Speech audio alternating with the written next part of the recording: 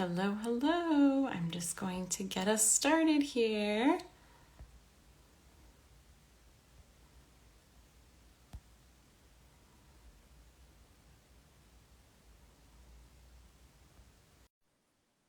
Get our speaker added. Hi. Hi, How are you? I'm so excited to have you with us today. thank you. I'm so excited to join. Awesome. So I'll do some introductions and then I will turn it over to you to kick us off with your journey. So hi everyone, my name is Nicole Shaya and I'm the founder and chief creator of Awesome at Tharros. Tharros is a nonprofit that empowers girls to stay engaged in sports and fitness, and we host Courage Chats each month to share connective stories in an inclusive environment to show girls that they can learn from amazing women who have had to navigate different challenges and barriers throughout their sports journey. And this month, we're chatting about career pathways in sports and the post-college journey. So if you have questions about that topic, drop them in the comments, and we'll try to get to questions during this session. I'm super excited to have with us today an incredible athlete and role model, Lauren Markwith. Lauren is the digital host and social media manager for the Washington Spirit. She's originally from California, but considers Miami, Florida to be home. She received both her undergraduate and graduate degrees from the University of Miami, where she also played Division I soccer for 4 years. Her passion is storytelling, social media, and sports, which led her to a career in sports social media. And she's worked in the sports industry for the last 4 years at Inter Miami CF and now at the Washington Spirit. Being in a male-dominated industry is not always easy, and Lauren's goal is to break barriers and prove that women deserve a seat at the table. I love that, and I'm with you on that. I'm going to turn it over to you to kick us off. Take us back maybe and tell us, like, how did you first get involved in sports? Yeah, thank you. That was such a really nice introduction, and I'm so excited to be here and just like share my story. So yeah, I started off. I played soccer my entire life. I played sports my entire life. I played in high school, and then I played in college, as well as playing internationally while in school. So just getting that experience and building relationships with different teammates and different people kind of unlocked something in me that I had such a passion for soccer, and I knew that when I was younger, I wanted to play professionally, but as I got older, I was like, even if I don't play professionally, I wanted to keep doing this as my career. So it kind of gets into how I started this career. I interned at the University of Miami, which is where I played college soccer, and I just did different types of internships. I worked for athletic department. I also interned at the Miami Heat, and I just kept doing a bunch of internships, volunteering, and kind of just seeing what I liked. And I also started interning at Inter Miami CF, which was one of the best internships I ever had, which turned into my first job. And just making a lot of connections. And I had such a great boss. I don't know if he's watching, but Vincent and BB, they were such great mentors to me. And that kind of gets into something that I think is really important when, if you want a career in the sports industry, is networking, networking, just reaching out to people. I would literally go on LinkedIn or Instagram or Facebook or whatever, Twitter, and message people who I looked up to. And at first I was definitely nervous about it. Just, it's not always easy to put yourself out there and message people, but I just wanted to learn. I did the same thing with Kaylin Kyle, when I worked at Inter Miami, because she's who I want to be. She was a role model to me, inspired me, and I was like, hey, I want to be this lady, so I want to learn from her.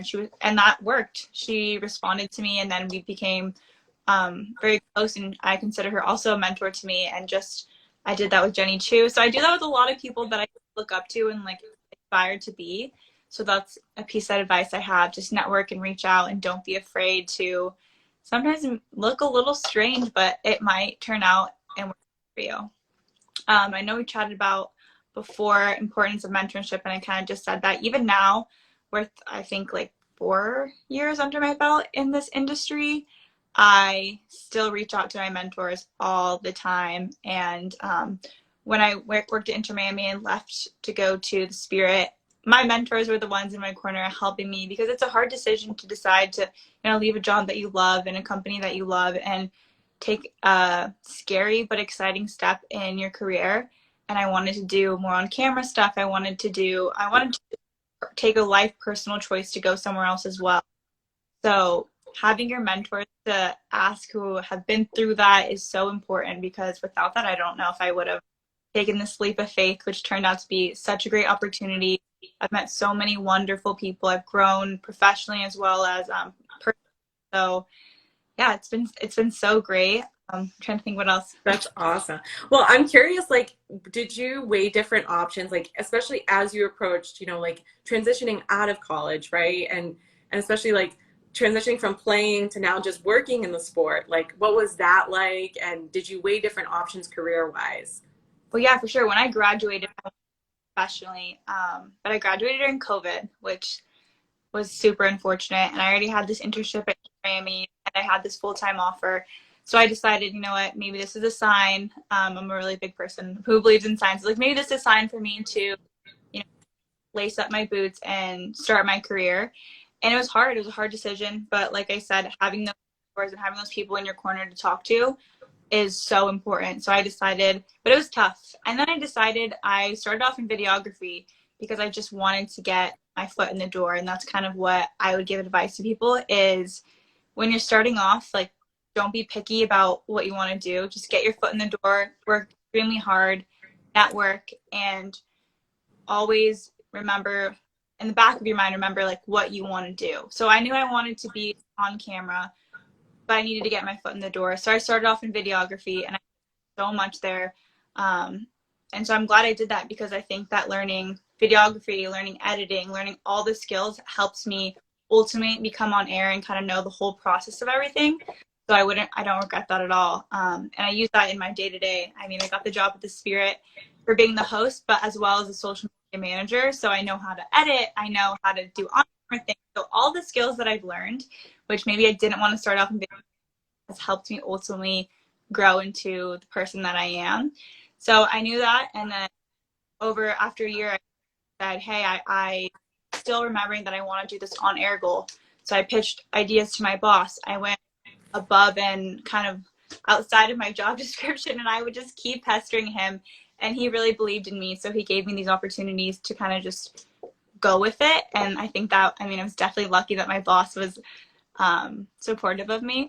But yeah, sometimes you're not always going to start off in your dream job or your dream career, but just keep working. And that's kind of some advice I would give. I love that, because you can always build your toolbox, right? Like, even if something doesn't seem like that's what you want to do specifically, like maybe not videography specifically, but you can always repurpose that experience for something else, right? And a broader position, or it gives you an opportunity to pivot too, I think, which is nice. 100%. I totally agree with that.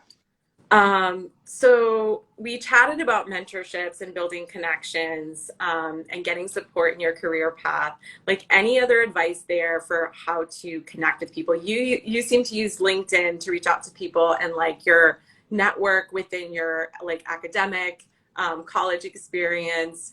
Any other places to recommend to kind of connect with people, especially like mentors who might be super busy? Yeah, I would, even at the college level, I had professors, still have professors, like Dr. McNary at the University of Miami, who I reach out to. And when I had my first job, I was like, I don't know what salary is. I don't know, a bunch of different things that you don't know going into your first job. So your professors, I was in grad school, but still they're there for you to help you, and they want you to succeed.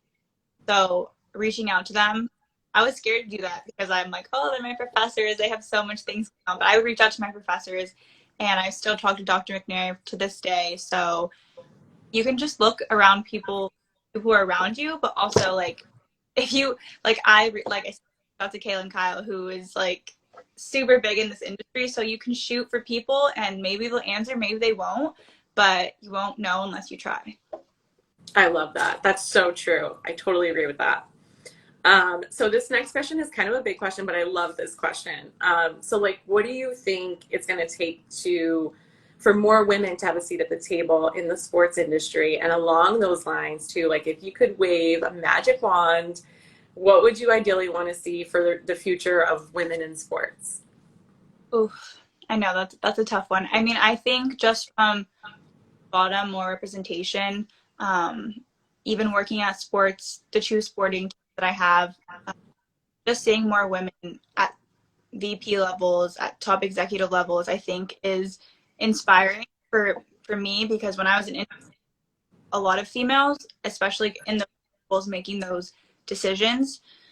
So I think that starts at the bottom too, because if there's no one coming in who's a female, they're not rising to be VPs or directors, etc. So I think just being more open, it's changed a lot since over the years, but women feeling, hey, I can apply to this job too. Maybe you don't meet all the criteria. You see women working, in the NFL and the NBA that maybe they weren't doing that before. Now they're applying to break these barriers before. And I think that's important. Something that I really helped me is like other women supporting women. So, like I said, I always go back to Kaylin, but she didn't look at me like, oh, this threat that this young professional wants to come in this industry. No, she took me under her wing and said, hey, let me help you become the best version of yourself in this industry. And women supporting women, kind of looking out for other people. And I try to do that as much as I can when people reach out to me, even though I don't know that much, but help out as much as I can. So I think that if I can do that, then that's a start. Totally. I think that we have to make sure that like the pipeline of girls and women that we have like pursuing a career in sports, whether it's playing on the field or, on the business side, or the corporate side or the media side, like we have to make sure that they're feeling empowered and staying, and then encouraging other young women to pursue that same path and see that it's possible. So I love that, and totally in line with that. What's been the most rewarding aspect of your job? What's been the most challenging? And is there anything you didn't expect? The most rewarding is all the people, whether it's your coworkers or the amazing athletes that you work with. I feel so lucky.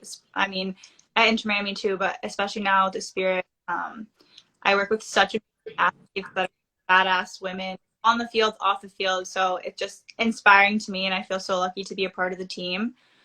Something is hard sometimes that I didn't expect is work-life balance that no one really prepares you for or really tells you about until you're kind of in the job doing it. You work strange hours sometimes. You work long weekends, or you work on the weekends in general, and you never really did that in college and soccer, but no one really tells you about that. But you know, and it's you learn to set your boundaries, and you learn to ask for off days and stuff like that. But no one really tells you or prepares you for that. And something that is least expected is, like I said, from when I started, just learning how to combine all of your skills to ultimately reach your goal. So like I said, when I started out, I would have never thought I would have started on videography, but it really did just help me in the long run. And now I know the process from like top to bottom, and working with our videographer and working with our director of content, I understand where he's coming from now, because I've been in that position-ish, or I've been in that department. So I think it's helped me in the long run. That's awesome. Yeah. Um, yeah. And I love that you touched on that. Like sometimes like, you don't like being in it, you can only experience it, right? So like not knowing like how exactly the hours are going to be, or like what days you're going to be on or off, but you're so invested in it. Just having that dedication and that passion really pushes you forward to persevere. And when it's hard work, and you're trying to balance work and life, I think it's that passion and excitement that drives you to keep the excitement in that. Yeah, 100%. And I've also had to learn, like, you love your work, obviously, but you also do need time for yourself to go outside, Mm-hmm. take a walk, or just go and get a coffee. So just having have that balance, or else you will burn out. And I think that's something that a lot of people face in this industry, is the Yeah. burn. There's just, like you said, there's so many amazing things as well about this industry. So you kind of just have to make sure you balance it out. My new word for the year is harmony, because I heard someone say that once, and I'm like, balance, forget it. You're never going to feel balanced. It's harmony. I'm changing my mentality to harmony then. Yeah, it's a good one because it's like, you know what? It's true because sometimes you're going to have those days where you're like, go, go, go, and then you'll have that moment to kind of take a breath, or you'll just blend the two together because you have to, right? So that's my new word for the year, is harmony instead of balance. um, what three pieces of advice would you give to girls interested in a career in sports? And maybe it's, either in social media or even the sports industry in general. I know you already gave some awesome advice so far, but is there anything else you'd like to add to that? My first one is to just apply to the job. Even if you think you don't fit all the qualifications, just apply, because what's the worst thing that can happen? You don't get the job. Oh, well, applied. What's the best thing to happen? You get the job. So apply, and then look at who you're applying to and email them separately, reach out separately, like set yourself apart from the rest of the people also applying. I said this. This is like my number one mantra, and I still do it. And sometimes it's scary, but network, network, network. It's so important. That's how I come up with the spirit. Just it's okay to be uncomfortable. Oh, I can't hear you, Lauren. Lauren, can you hear me? Uh-oh. But There we go. You're back. I couldn't hear you for a second. It cut out. sorry. I think believing in yourself is so important. Not everyone's gonna believe in you in this industry, and it's been hard, I think, for me sometimes. But just believing in myself and having those people, those mentors and your tight knit group who believes in you will go a long way, because not everyone's gonna wish you the best or want you to succeed. So knowing that and just trying to always persevere through that is important. Yeah, 100%. Um, you touched on some of the skills like taking, gaining different skills. Any other skills like specifically for sports social media that you'd recommend having, like maybe building different toolbox skills, anything that would ideally, like, now that you're in the job, like if you could tell yourself before you applied, like this would be awesome to have for someone, in the future. Yeah, I would say Photoshop is always a great thing. Anything with Adobe Premiere, editing, or Photoshop, InDesign, like all are such good tools just to have in general, and it helps you be like if you're applying for a job and you're a social media manager or social media coordinator, and you have that of Photoshop or Premiere, it could set you apart from the rest of the group. And I think I'm trying to think what else. Social media, I mean, just knowing kind of like for me, I knew a lot about soccer, so I think that helped. So I really have to play the sport, but just doing that extra research and kind of knowing the league or the teams you're applying for, obviously, but you would be surprised. Some people apply and they don't know much about the team or the league, and you're just like, okay. So going above and beyond, that is super important. Nice. That's such great advice. Yeah. Try to get that like hands-on experience, right? And exposure as much as you can. I love that. Um, who would you say your role model and inspiration is? I have a lot, but We did that. We said that in our last courage chat, and it was the same thing. Like, it's okay. And I love that. Like, I pull from different role models too, I think, right? I, Like, it's hard to pick just one. I think I have a lot because there's different things I take from each person. Yeah. I look at Kaylin. I also like my mentors are also my role models. I look up to Kaylin Kyle. I look up to Jenny Chu, just because those are the people I see one day, and they each have something different. And I think it's okay to have different role models and mentors, because not everyone is the same, and I obviously don't want to be the same as them either. But I take different aspects of what I like and kind of implement that into my day to day and my career. Nice. What would you say is next for you in your career path? I know you just got started, but I'm not sure. I mean, I currently I love my job. I love what I'm doing. I want to incorporate on camera things, more interviews, and that.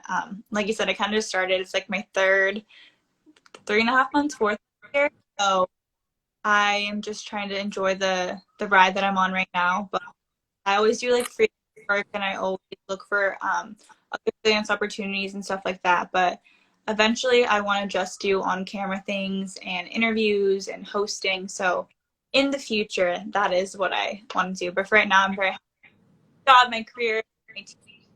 That's awesome. And I can't wait to see you in the future on camera. Thank you. I think it'd be awesome to see you get there in the future. That's awesome.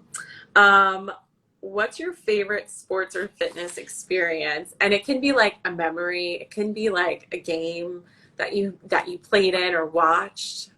Just your favorite memory of all time. Well, I can do like one for work and one for playing because I think it's just Yeah. different. One for playing was in college when we, at the University of Miami, when we played FSU, and they were like ranked #1 in the country, and we beat them in double overtime, and everyone dogpiled, and it was so fun, and it was just exhilarating, and FSU went on to win the national championship, so it was just like a really exciting junior as an upperclassman, and it was just so, so fun.